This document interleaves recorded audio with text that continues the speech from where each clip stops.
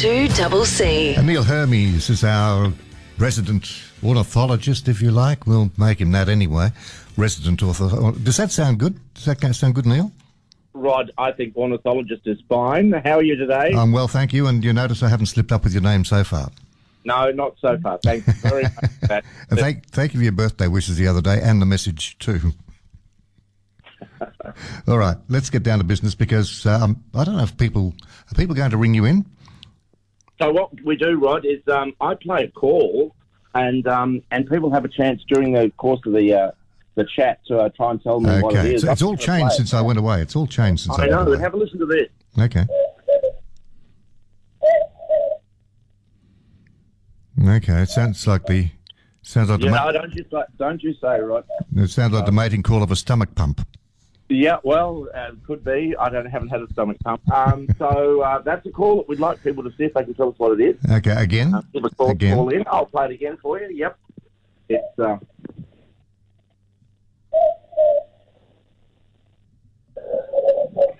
So that's the one. So we'll see whether anyone can tell us what that bird is, right? Okay, 6255 1206, 6255 1206 if you think you know the name of that bird. What do they win? Glory, Rod. Absolute glory. Win glory, okay. Maybe a couple of feathers. Okay. All right. No, that's good.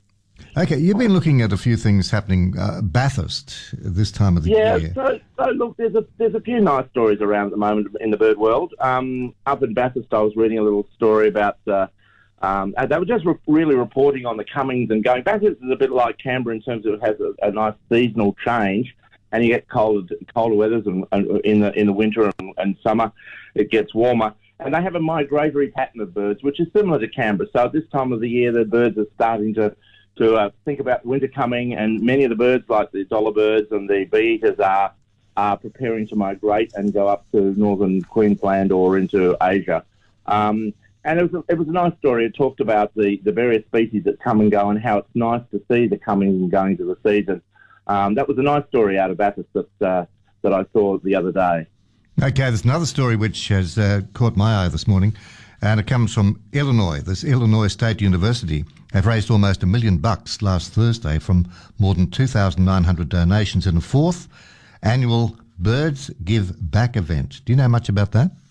I don't know a lot about it, but it's a bit of a sort of, I think it's a bit of a way in which people who used to be at the university can donate money, and they sort of focus on birds as one of the ways in which they can do that. And yes, they've got some massive amounts of money back in, and some of that money does go to research areas that involve birds at the university. So they've done well there, raising money. And of course, a lot of people these days are looking at what ways in which they can put money into foundations and organisations that do, and conservancies that do work with birds. So that was a good story out of Illinois. Yeah, okay. So you don't hear much of that sort of thing going on here, do you? No, Australia doesn't quite have the same reputation. Australians don't have quite the same reputation as the Americans do in terms of this sort of philanthropic sort of donation. But there's a lot of really good work being done, particularly in rural areas where people are putting money into projects, Rod. So, and that's a bit of a lead into another story that I noticed this week of the work that's being done around Aubrey on properties down there. Yeah, I saw that. And down there, Landcare started back in the 1980s, and groups of farmers got together and decided that they would plant out streamlines and they would do things. And we're now starting to see some of the real effects of that work that was done many decades ago. And farms, that had hardly any trees on them, or river lines that had hardly any trees, they're all now great spots. They're fabulous spots for birds. And, of course, these trees are all still developing and will eventually get hollows, etc. So that's a lot of investment that's being done by a lot of farmers. And that was a really good story from Aubrey concerning the work that they're doing on Judy Frankenbird's farm, for example. That's been taken that's been organised, I think, by Landcare, hasn't it? That's a Landcare project, yes. But the land is still owned by the farmers. The farmers still do their cropping. But what they do is they dedicate certain parts of their property for revegetation. And I think in that particular story, the lady said that, or Judy said that after 30 years, they've got 25% of their property now vegetated or locked up for habitat protection, which of course contributes to the richness of the farm in more ways than just having more birds and trees. It actually protects the soil, it protects the water conservation of the farm, etc. So a really good story. All righty. Now, let's have a listen to that bird call again, because as we go to a break, we might just see if we can jog a few people's memories. And and hopefully we'll get them to ring in on 6255 1206. Or if they got a question for you, they can do that too. Here it is. Again? Yeah, there you go.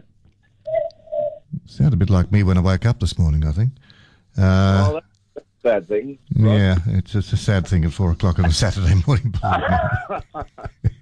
Okay, 6255 1206. If you can identify that bird call, we'd love to hear from you, and I'm sure Neil would too.